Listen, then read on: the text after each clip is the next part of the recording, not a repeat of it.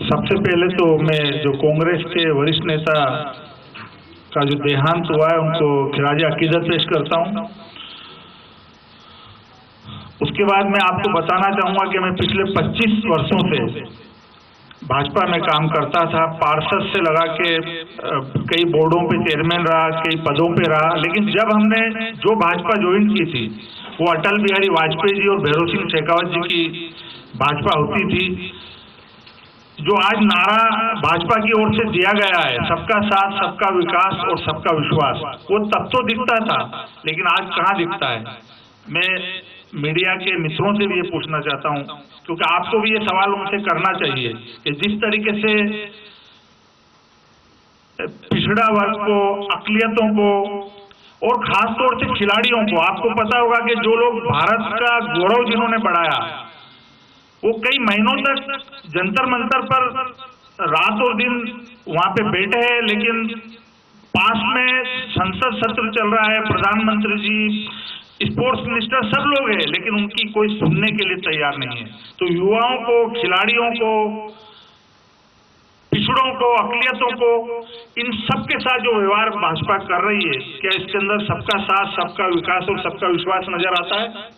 नहीं आता है। इन सब बातों से आहत होकर हमने सभी लोगों ने, कई पार्षद हमारे साथ है अभी करंट जो भाजपा के टिकट पे जीते हैं, कई बोर्डों के मेंबर है, कई पदाधिकारी है प्रदेश के, उन सब ने भाजपा को आज हम लोगों ने त्याग पत्र दिया है।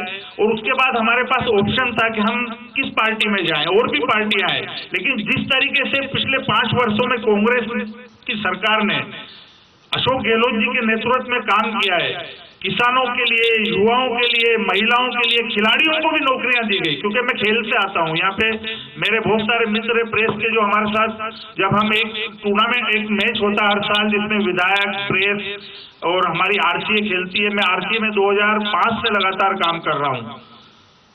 तो आपने देखा कि खिलाड़ियों को भी पहली ये सरकार है जिसने नौकरियां दी है, डीवाईएसपी, फॉरेस्ट में, कई डिपार्टमेंट के अंदर खिलाड़ियों को, हरियाणा और जिस तरीके से पहले सरकारें देती थी, राजस्थान में पहली बार यहाँ पे शुरू किया गया है। तो युवाओं को, खिलाड़ियों को, किसानों को, महिलाओं को, जो जितनी योजनाएं यहाँ पे, क्योंकि पेंडेमिक के बाद सबसे बड़ा, अगर भारत के अंदर ही नहीं पूरे विश्व के अंदर सबसे बड़ी प्रॉब्लम थी तो वो मेडिकल का जो खर्चा है वो थी। और उसके अंदर ये जो योजना लाए, उस योजना से राजस्थान ही नहीं पूरी दुनिया के अंदर राजस्थान का नाम हुआ है। तो इन सब बातों से प्रभावित होकर हमने ये तय किया कि हम भाजपा छोड़ने के बाद हमको कांग्रेस ही ज्वाइन करना चाहिए, और राजस्थान में पुनः सरकार बने उसके लिए हम लोग पूरा मेहनत करेंगे, सहयोग करेंगे। और भाजपा से भी आप सवाल करें कि आपने जो वादे, जो आपने जुमले जो कहे हैं लोगों से, जो आप कहते हैं कि सबका साथ, सबका विकास और सबका विश्वास, तो इसके अंदर कहां पर पिछड़ों का, अकलियतों का, खिलाड़ियों का कहां पर विकास हो रहा है? उनको दरकिनार किया जा रहा है। तो इन सब बातों से आहत और दुखी होकर आज हमने जो माननीय रंधावा साहब, माननीय मुख्यमंत्री जी, हमारे माननीय मोहन प्रकाश जी, नदीम जी और हमारे महामंत्री जी, सबके साथ बैठकर आज हम सभी लोग, बड़ी तादाद में जो लोग आए हैं वो कांग्रेस आज ज्वाइन कर रहे हैं। बहुत बहुत धन्यवाद। जय हिंद।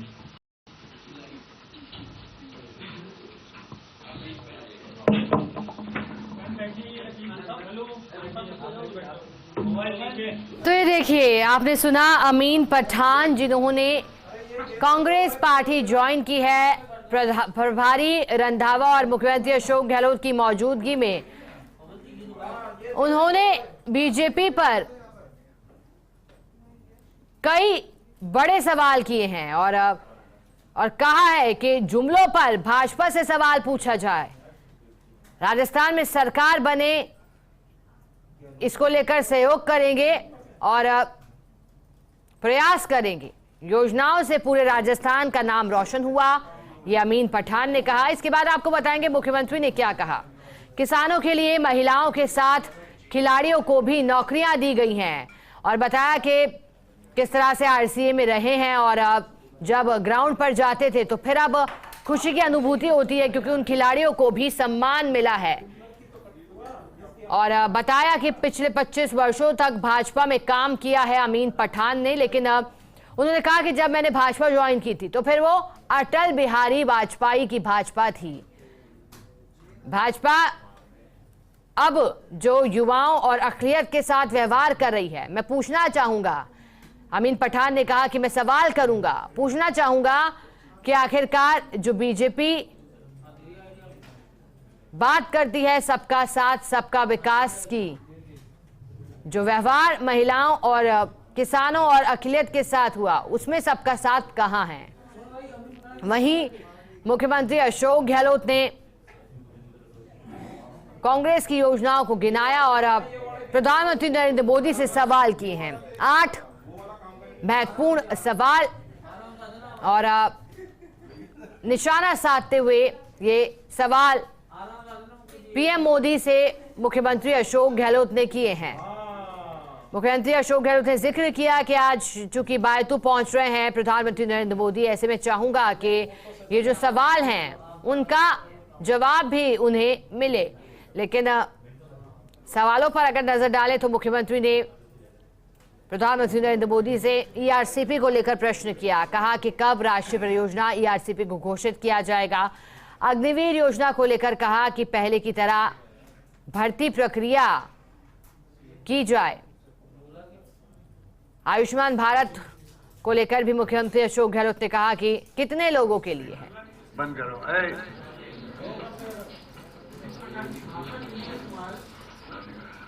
हाँ।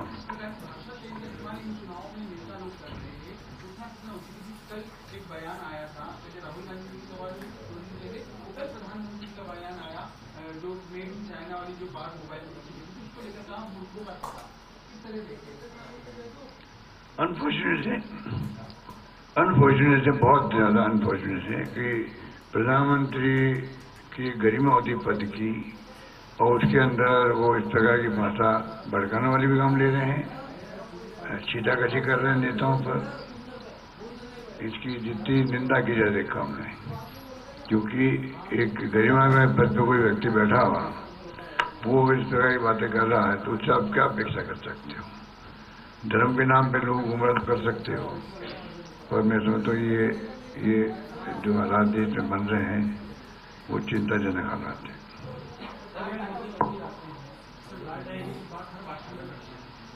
मोदी जब भी आते हैं राजस्थान, हर भाषण में लाल डायरी की बात करते हैं। कल कुछ 4 पन्ने भी पुराने निकाले हैं, उसको ये बातें कही। देखिए, मैं जहाँ तक समझता हूँ कि बाकी तो पता नहीं क्या क्या लाल डायरी और काली डायरी कौन सी है, पर मुझे ऐसा एहसास है कि ये तमाम गृह मंत्रालय के अंदर षड्यंत्र हुआ भारत सरकार के। वहाँ पे लाल नाम रखा गया डायरी का। प्राइम मिनिस्टर आने वाले सीकर के अंदर 4 दिन बाद में, उसके पहले जिसका दुरुपयोग किया गया जो हमारा मंत्री था उससे बात करके ये सब षड्यंत्र बीजेपी के नेताओं ने किया उसके साथ में लेकर के, एक मंत्री के साथ में। इसलिए मणिपुर में आग लगी हुई है, पूरा देश चिंतित है, दुनिया चिंतित थी। किसी भी देश का एक राज्य जल रहा है, वो राज्य है वो मणिपुर, छोटा बड़ा हो सकता है। पूरी गंभीरता से समझ नहीं पा रहे ये मोदी जी और अमित शाह जी। एक बार नहीं गए प्राइम मिनिस्टर वहां पर, एक कमेंट नहीं किया। और कमेंट क्या किया कि मणिपुर के, राजस्थान के, छत्तीसगढ़ के मुख्यमंत्री चाहिए शांति बनाए रखें।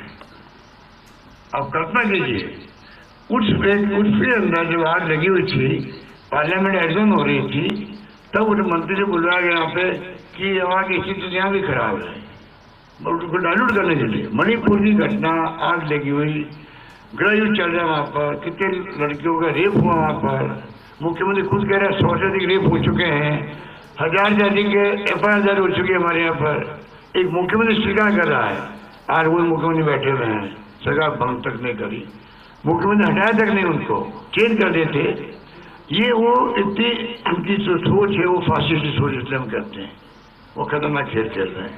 इसलिए अगर लाल डायरी की बात करो, पन्नों की बात करो, पन्ने आ रहे हैं जा रहे हैं, हम लोगों ने चिंता नहीं की। हमारा एक ही उद्देश्य है, सरकार कैसे बने रिपीट हो वापस। जो हमने काम किया, गुड गवर्नेंस दी है, हमें यकीन है पब्लिक पर, आम जनता पर, हमारी कामों पर वो ठप्पा लगाएगी। इतना मैं कह सकता हूँ आपको। धन्यवाद।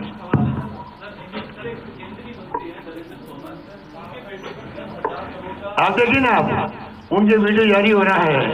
ईडी को